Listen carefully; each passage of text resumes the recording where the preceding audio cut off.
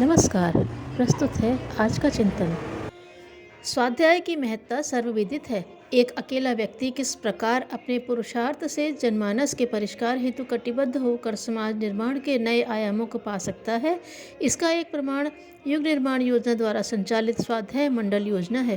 प्रत्येक प्रज्ञापुत्र से एक मंडल की स्थापना हेतु कहा गया है एवं इसे एक अनिवार्य पराक्रम के रूप में सुपुर्द किया गया है।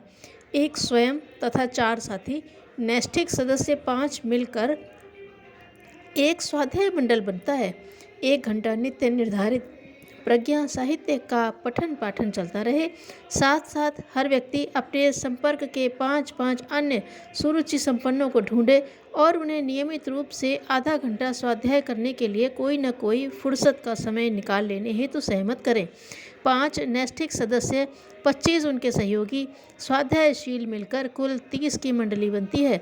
यह परिकर अपने आप में एक समग्र संगठन पूर्ण शाखा है। इतना भर होने लगे तो इसकी फलश्रुतियाँ कितनी अधिक शानदार होंगी, इसकी तो मात्र कल्पना ही की जा सकती है। स्वाध्याय को भजन से भी अधिक महत्वपूर्ण माना गया है। सर्वप्रथम विचार बदलते हैं, मान्यताओं का परिशोधन होता है, तदुपरांत आचरण बदलता है। चरित्र में जो परिलक्षित न हो वह स्वाध्याय तो मात्र समय संक्षेप शौकिया अध्ययन बनकर रह गया।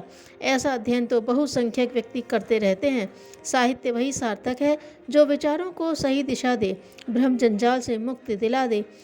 स्वाध्याय भी वही सार्थक है जो इन विचारों को मात्र चिंतन क्षेत्र तक सीमित न रखकर व्यवहार में उतारने हेतु व्यक्ति को विवश कर दे। आदर्शों के आचरण में उतरने के बाद वातावरण से आदान प्रदान का क्रम चलता है और तदनुरूप परिस्थितियां बनती हैं। यदि परिस्थितियां अथवा वातावरण बदलना है तो मनः स्थिति को बदलना होगा। मनः स्थितियों को बदलने के लिए जिस स्तर के तर्क तथ्य प्रमाण से युक्त भाव संवेदनाओं से भरे पूरे तेजस्वी विचार चाहिए, वैसा साहित्य भी स्वाध्याय मंडलों को उपलब्ध होना चाहिए। प्रज्ञा साहित्य इस संदर्भ में विशिष्ट एवं अनुपम ठहराया जा सकता है। यह सस्ता, ओजस्वी और सीधा अंतःकरण के मर्म स्थल को छूने वाला है। प्रज्ञा युग का अवतरण प्रज्ञा साहित्य के पठन पाठन से व्यापक स्तर पर बने वातावरण से ही संभव है।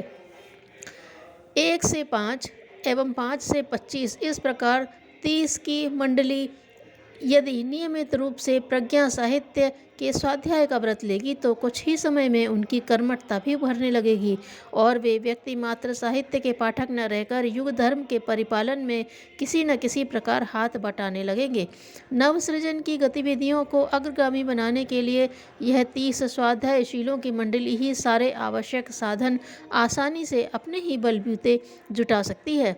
गली गली मोहल्ले मोहल्ले वह प्रवाह बहने लगेगा जिन्हें प्रज्ञा अभियान के अंतर्गत एक विशाल स्तर पर बहाने का प्रयास किया जा रहा है। नगण्य सी उदारता से नैष्ठिक व्रतशील व्यक्ति अपने ही बलबूते बौद्धिक भूख के लिए अभीष्ट धनराशि जुटा सकते हैं। वे 5-5 व्यक्ति यदि 2-2 घंटा समय नित्य नियमित एवं आंशिक अंशदान की पूर्ति स्वयं करने लगे तो प्रज्ञा साहित्य का एक पुस्तकालय देखते देखते खड़ा हो सकता है।